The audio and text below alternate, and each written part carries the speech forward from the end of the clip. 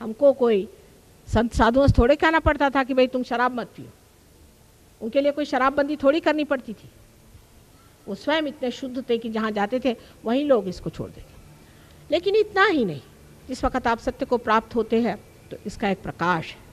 उस प्रकाश में जब आप दूसरों को देखते हैं तो आपको नज़रअंदाज आ जाता है कि इस आदमी को क्या परेशानियां हैं और उसकी सहायता कैसी है। सबसे बड़ी तो बात यह है कि सत्य का प्रकाश स्वयं प्रेम है, और प्रेम में क्षमा।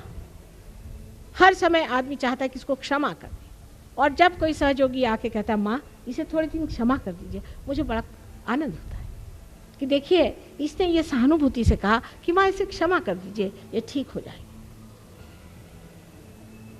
इस तरह से जिसको हम सत्य समझते हैं उसको हम सोचते हैं कि सत्य वाला आदमी एकदम ऐसा होता है जैसे दुर्वासा थे।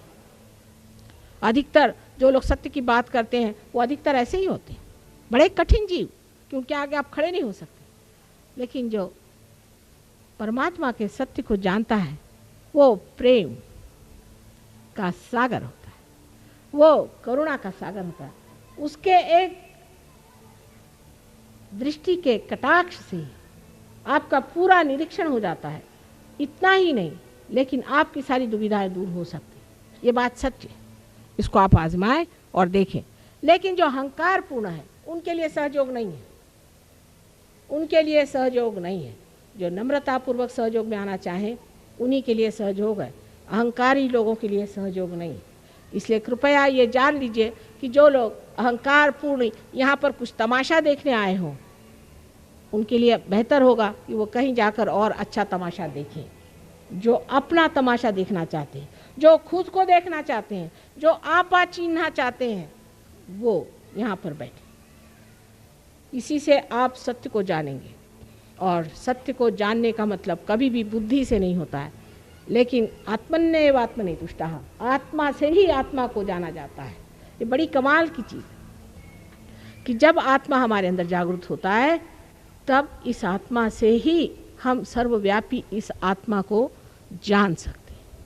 इसीलिए बुद्ध ने पहले कह दिया कि तुम भगवान की बात ही मत करो, पहले तुम आत्म साक्षात्कार की बात करो। उस पर लोग कहते हैं कि उनका ईश्वर में विश्वास नहीं था। ये बात नहीं, ईश्वर की बात करो तो लोग खुद ही को ईश्वर कहने लगते हैं।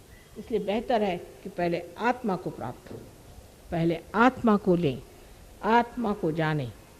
और ये सबसे बड़ी चीज़ है जो हमको मिलते ही हम एक दूसरे साम्राज्य में जाते हैं, एक नए व्यक्तित्व में जागते हैं। अब बहुत से लोग ऐसा भी प्रश्न पूछते हैं कि माँ इससे गरीबी कैसे हट सकती है? बिल्कुल हट सकती। गरीबी मन की होती, गरीबी पैसे की नहीं होती, गरीबी मन की होती है। आपको आश्चर्य होगा कि जब चैतन्यपूर्ण जो पानी है ये अगर आप अपने अनाज को दीजिए तो उसकी जो फसल होती है वो 10 गुना ज़्यादा हो सकती है। अभी हमारे यूएनओ में एक शिष्य हैं, हमीद नाम है, मुसलमान हैं ईरान के। उन्होंने अभी प्रयोग किया हुआ है और उसमें दिखाया कि चैतन्यपूर्ण पानी से एक पेड़ कितना बड़ा हो सकता है। सूरजमुखी के फूल पे उन्होंने प्रयोग किया था, और जिसमें कि आप बहुत सारे खाद डालते हैं वो भी उससे छोटा ही रहता है, और जिसमें कुछ नहीं डालते वो बिल्कुल गिर जाता है। इसका मतलब यह है कि जब चैतन्यपूर्ण चीज़ आप कहीं भी देते हैं तो उससे एक समृद्धि आ जाती, समृद्धि आ जाती। हम देखते हैं खेतों में जाते हैं, कभी पूछते भाई ये किसका खेत है? सहयोगी का। आप पहचान लेंगे, समृद्धि आ जाती। और उस समृद्धि का एक ही तरीका है कि परमात्मा से आशीर्वादित आत्मा आप बनिए। उसके अनेक हाथ हैं, उसके अनेक आशीर्वाद हैं, उसके दरबार में किसी चीज़ की कमी नहीं, और उसकी गवर्नमेंट इतनी एफिशिएंट है कि बस आप उससे कोई बात कह दीजिए हो जाती, पर पहले उससे कनेक्शन तो हो जाए। बगैर कनेक्शन ही के अगर आप उसे परेशान करिए तो आप गिरफ्तार हो जाएंगे। इसलिए बेहतर है कि आप उनसे अपना कनेक्शन कर लीजिए। सबसे आसान चीज़ है, इसमें कुछ नहीं करना, सहज है, सह आपके साथ पैदा हुआ ऐसा ये योग का आपका जन्मसिद्ध हक है जिसे आप प्राप्त करें। अगर हिंदुस्तानियों ने नहीं प्राप्त किया तो मैं किसके आगे सर फोड़ूंगी। आप ही के लिए यह है, और विशेषकर इस भारतवर्ष में बड़ा भारी योग का दान है।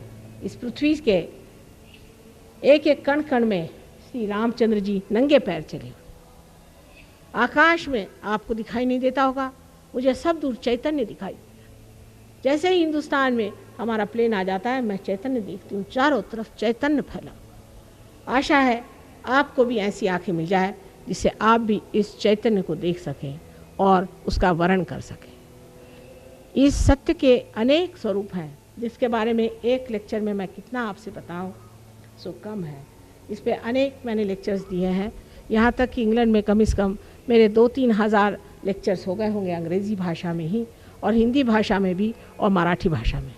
जैसी भी ये भाषा, मैंने मराठी ही सीखी है बचपन में, और हिंदी भाषा मैंने कभी सीखी नहीं थी, और अंग्रेज़ी भी कभी सीखी नहीं थी। लेकिन मेरे ख्याल से जब तक हृदय से आप बात करते हैं तो कोई भाषा की खास विशेषता नहीं रह जाती।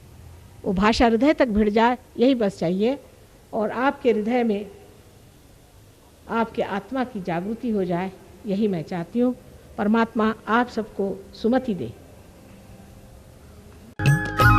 सब्सक्राइब कीजिए कुंडलनी जागरण को और प्रेस कीजिए बेल आइकन को, जिससे कि आपको मिल सके हमारी लेटेस्ट वीडियो सबसे पहले।